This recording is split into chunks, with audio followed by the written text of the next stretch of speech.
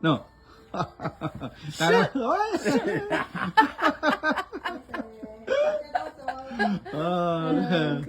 Okay okay thank you thank you. ജീവന്റെ കാവൽക്കാരാണ് ഈ രണ്ടുപേര് നിൽക്കുന്നത്.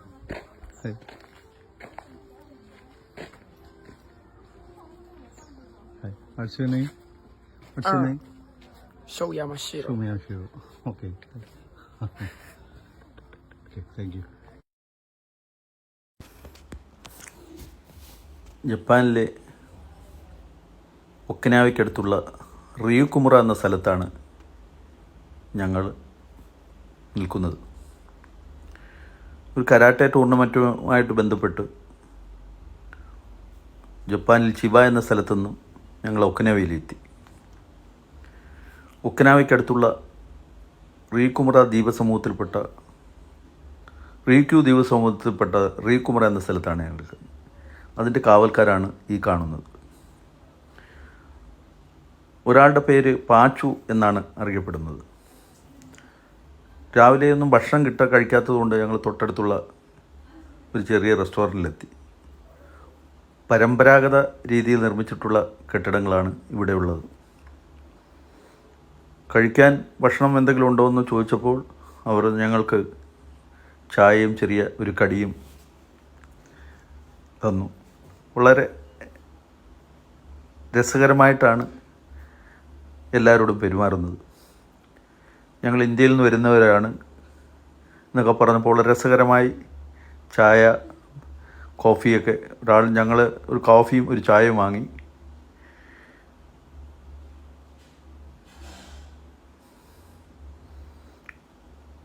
ചായ ഞങ്ങൾക്ക് തന്നതിന് ശേഷം ഞങ്ങളോട് വിശേഷങ്ങളൊക്കെ തിരക്കി.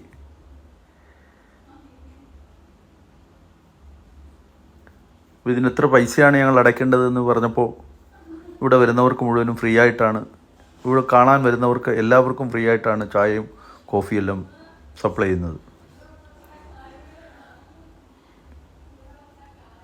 വലിയ ടേസ്റ്റ് ഒന്നും ഇല്ലെങ്കിലും അത്യാവശ്യം ഞങ്ങളൊന്നും കഴിക്കാത്തതുകൊണ്ട് ഒരു ചായയും ഒരു കടിയും വലിയൊരു ആശ്വാസമായി തോന്നി.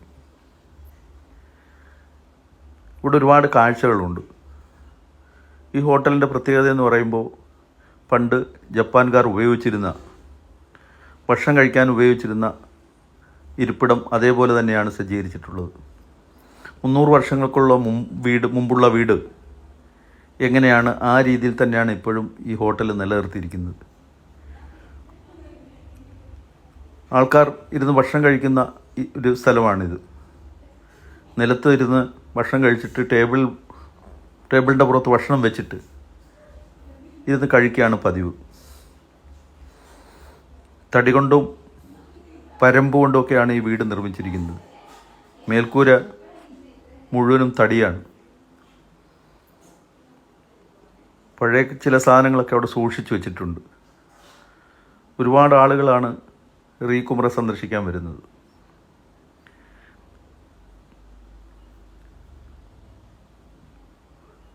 അപ്പോൾ നിങ്ങൾ എന്തിനാണ് ഇവിടെ ഈ റിയുകുമുറയിൽ വന്നത്, ഒക്കിനാവയിൽ വന്നത് എന്താണെന്ന് അന്വേഷിച്ചപ്പോൾ ഞങ്ങളുടെ സുഹൃത്തിൻ്റെ തൂക്കിയിട്ടിരുന്ന ബാഗിൽ കരാത്തയുടെ എംബ്ലവും കാര്യങ്ങളൊക്കെ കണ്ടപ്പോൾ കരാത്തക്കാരാണോ എന്ന് അന്വേഷിച്ചു.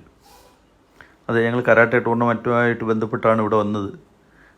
പറഞ്ഞപ്പോൾ വളരെ രസകരമായി ഞങ്ങളോട് സംസാരിക്കുകയും കരാത്തയുടെ ചില പോസ്റ്റുകൾ അവർ ഞങ്ങളോട് കാണിക്കുകയൊക്കെ ചെയ്തു. കരാത്തെ ഇഷ്ടമാണോ എന്ന് അന്വേഷിച്ചപ്പോൾ ഞങ്ങൾക്ക് ഏറ്റവും കൂടുതൽ ഇഷ്ടപ്പെടുന്ന കല കരാത്തെ തന്നെയാണ് എന്ന് അവർ മറുപടി പറഞ്ഞു.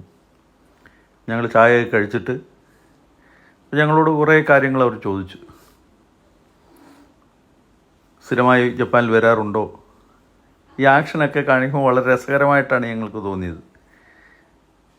എല്ലാവരോടും വളരെ